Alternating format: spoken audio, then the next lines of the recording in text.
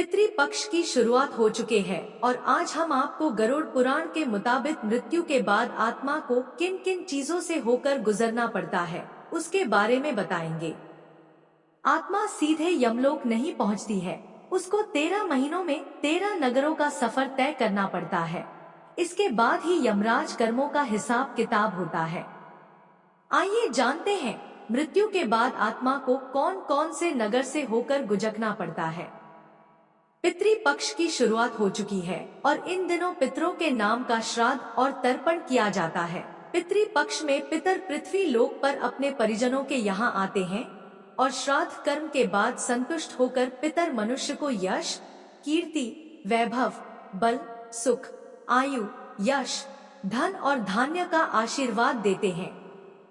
पितृपक्ष के मौके पर आज हम आपको मृत्यु के बाद का आत्मा के सफर के बारे में बताएंगे, जिसका गरुड़ पुराण में वर्णन किया गया है। हर किसी के मन में यह सवाल जरूर आता है कि आखिर मृत्यु के बाद आत्मा का सफर कैसा होता है, उसका सामना किन किन चीजों से होता है और किस तरह यमलोक आत्मा पहुंचती है। गरुड़ पुराण के अनुसार गरुड़ देव भगवान विष्णु से भी यही सवाल करते हैं कि आखिर मृत्यु के बाद आत्मा का सफर कैसा होता है। आइए पितृपक्ष के मौके पर जानते हैं मृत्यु के बाद आत्मा को किन किन नगरों से होकर गुजरना पड़ता है।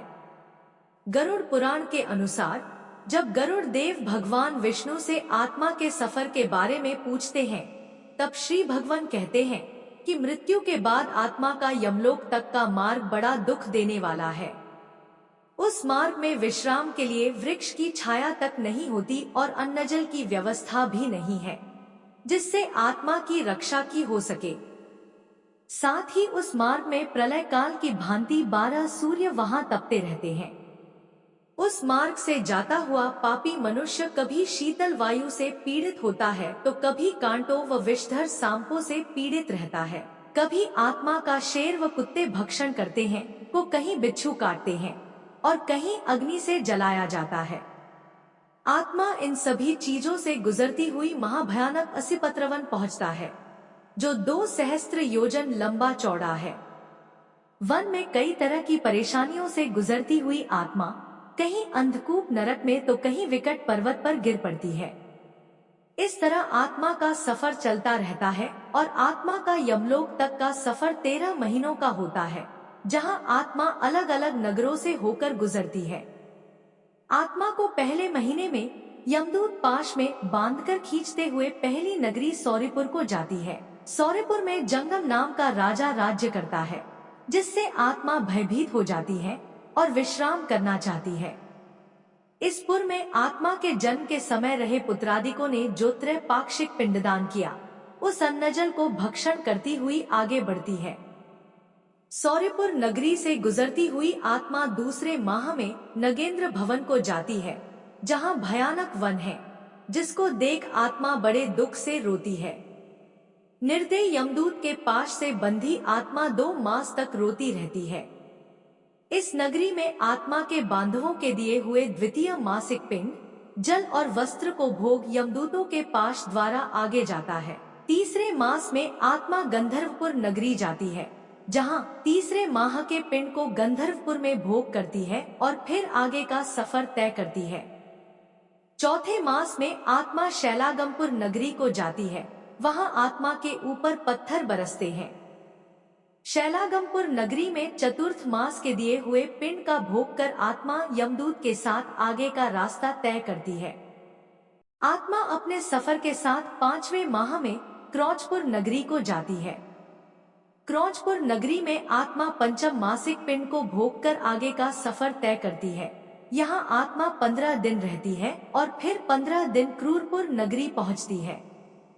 5.5 मास के बाद न्यून षाण्मासिक होता है।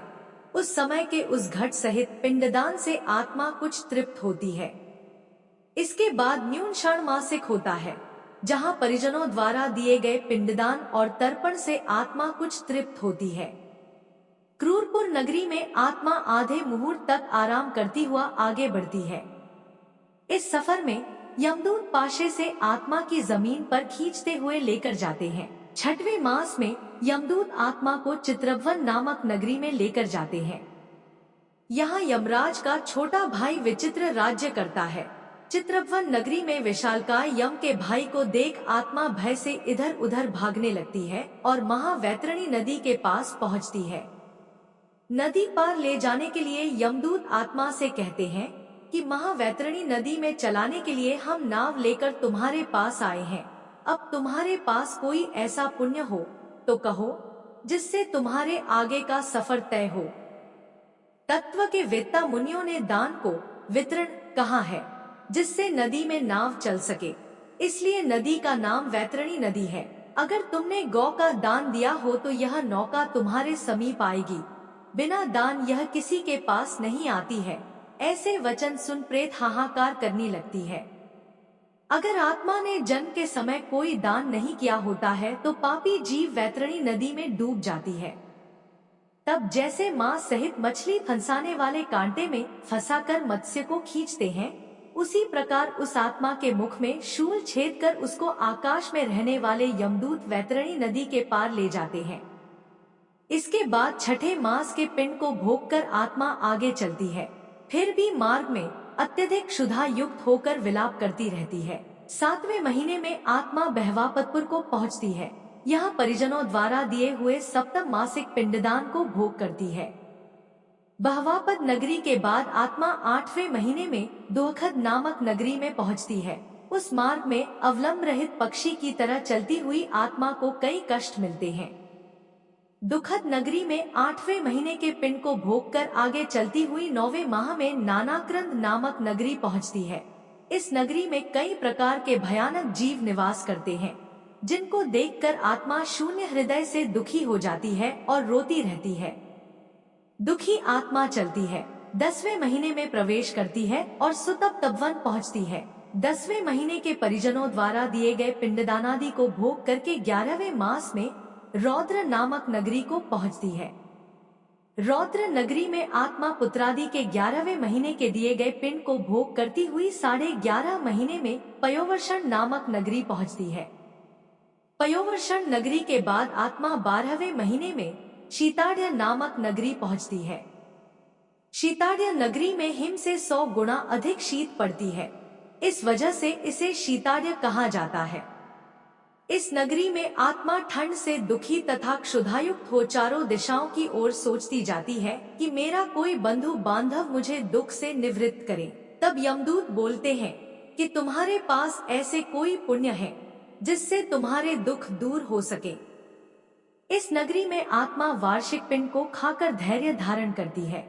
12 महीनों के कष्ट के बाद आत्मा यम नगरी के पास बहुभीति नामक नगरी में पहुंचती है, जहां आत्मा पिंड से उत्पन्न हुई हस्त प्रमाण शरीर का त्याग करती है। भगवान विष्णु गरुड़ देव से कहते हैं, हे गरुड़, आत्मा अंगूठे के बराबर का शरीर लेकर यमदूतों के साथ यम नगरी पहुंचती है। वहां यमराज आत्मा को कर्मों के अनुसार फल देते हैं।